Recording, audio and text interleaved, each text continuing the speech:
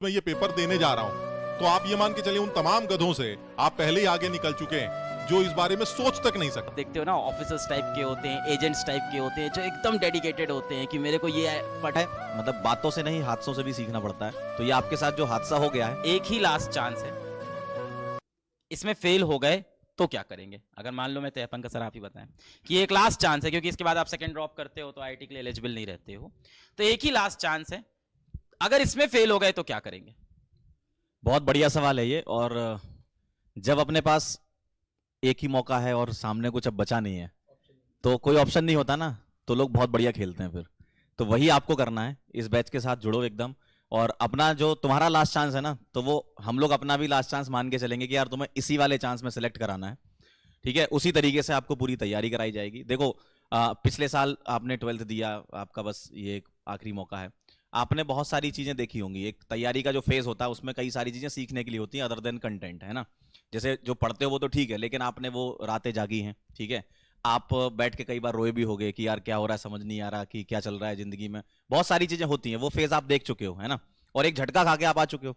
कई बार क्या है, मतलब बातों से नहीं हादसों से भी सीखना पड़ता है। तो ये आपके साथ जो हादसा हो गया है, इससे आप सीखो और ये आखिरी मौके को इस तरीके से लो कि यार हमें अपनी जिंदगी की ना सबसे भयंकर मेहनत करनी है। मेरे लिए सवाल का जवाब देना आसान इसलिए है क्योंकि मैंने भी 12th में तैयारी की थी तो नहीं हुआ था। मेरे पास भी वो एक आखिरी मौका था कि यार इस समय करना, तो मैंने उसी ड्रॉप ईयर में, मुझे भी आज तक याद है कि उसी ड्रॉप ईयर में रात को 3 बजे मैं खुद ही चाय बनाता था और उस समय पढ़ रहा होता था। मम्मी जागती थी कि बेटा क्या कर रहे हो। तो मतलब वो सारी की सारी यादें मेरी अभी घूम रही हैं दिमाग में, और वो आपके साथ हमेशा होगा। आप जो तैयारी का जो समय होता है ना, ये कभी आप भूल नहीं पाओगे। तो इसी में ही आप अपनी पूरी जान लगा दो और ये दिन आपको बहुत याद आएंगे। भले ही आपका सिलेक्शन हो या नहीं हो, उससे मतलब नहीं है, लेकिन अगर आपने इतना कर लिया तो आप जीवन में जरूर सक्सेसफुल हो जाओगे। सेल्फ डाउट नहीं रखना, ये बोलो सर, ये बता दो आप कि सेल्फ डाउट पहले ही स्टार्ट करने से पहले सेल्फ डाउट हाँ, मतलब वही होता है कि कई बार बच्चे खुद ही कहते हैं कि यार स्टार्ट कर रहे हैं, खुद ही मोटिवेटेड नहीं रहते अंदर से, उनको खुद ही लगता है कि यार नहीं हो पाएगा नहीं हो पाएगा, खुद ही दिमाग में बिठा लेते हैं। तो आप दिमाग से सारी चीजें निकाल दो और आप ये समझ लो कि बस लास्ट चांस है, इसमें जैसा जैसा बोलते जाएंगे वैसे आप करते जाना। आप जरूर डेफिनेटली क्वालिफाई करोगे, अगर नहीं भी किए तो भी कोई बात नहीं, और भी बहुत सारी चीजें जीवन में करने के लिए। जेई की जो, हाँ सर। बेटा सबसे बड़ी बात तो ये है कि जो बच्चे भी एग्जाम देने की सोच रहे हैं वो सबसे पहले तो अपने आप को इस तरह से माने कि उन तमाम लोगों से वो पहले ही आगे बढ़ चुके हैं जो इस बारे में सोच भी नहीं सकते। आप समझ रहे हैं, ये कोई आसान काम नहीं है। आपको पहले से पता है कि आगे खाई है, एक बहुत बड़ा आग का दरिया है, आपको उस दरिया को बिल्कुल तैर के निकलना है। आप जानते हैं इससे ज्यादा मुसीबतें या इससे ज्यादा मुश्किल एग्जाम हिंदुस्तान में है ही नहीं। फिर भी कम से कम आपने ये सोचा तो कम से कम कि यार अगले साल 2024 में ये पेपर देने जा रहा हूं, तो आप ये मान के चलिए उन तमाम गधों से आप पहले ही आगे निकल चुके हैं जो इस बारे में सोच तक नहीं सकते। और दूसरी बात तो ये है ही यार कि अंधेरों की साजिशें तो हर दिन होती हैं, लेकिन उजाला हर सुबह होता है। उजाले को रोका नहीं जा सकता, इसलिए चाय हो जाए इस बार, इस कोशिश में लगा है।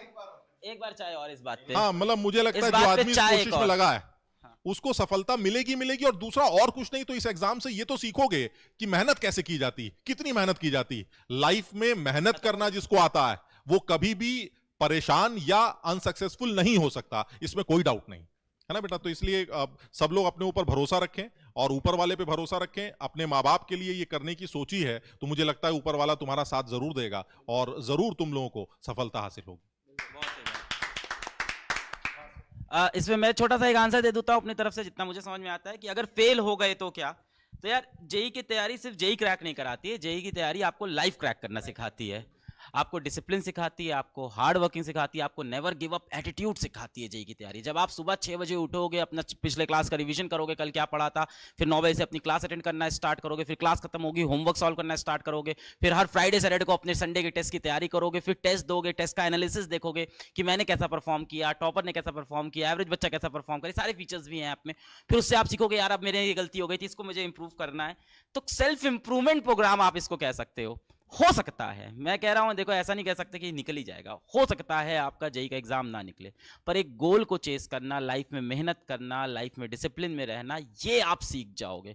इसके बाद आप टारगेट ओरिएंटेड हो जाओगे। जैसे आप मूवीज के अंदर देखते हो तो आपको दिखते हैं कुछ आप देखते हो ना, ऑफिसर्स टाइप के होते हैं, एजेंट्स टाइप के होते हैं जो एकदम डेडिकेटेड होते हैं कि मेरे को ये पर्टिकुलर गोल चेस करना है तो करना है। आपने देखा, आपको बड़े फैसिनेटिंग भी लगते हो कैरेक्टर ना, मूवीज में वो कैरेक्टर देखते हो, यार ये इंसान कैसा है, बड़ा खतरनाक आदमी यार, अपना गोल किसी भी तरह चेस करता है, और कई बार वो हीरो हार भी जाता है, आपने देखा है, पर आप उसकी इज्जत बहुत करते हो क्योंकि आपको लगता है काश मैं ऐसा बनूं। तो जेई की तैयारी हो गई, नीट की तैयारी हो गई, वो आपको इसी चीज के लिए तैयार करती है कि लाइफ में आने वाली बहुत सी ऐसी जंग होगी जो आपको लड़ना है, और उस time never give up attitude रखना है। तो जैसा कि फैजल सर ने बोला, आप बहुत पहले ही ये जंग जीत चुके हो जब आपने ये माइंड बना लिया कि मैं एक बार और फिर से कोशिश करूंगा। कितने लोगों ने तो वहीं गिव अप कर दिया कि मैं कोशिश नहीं करूंगा। तो ये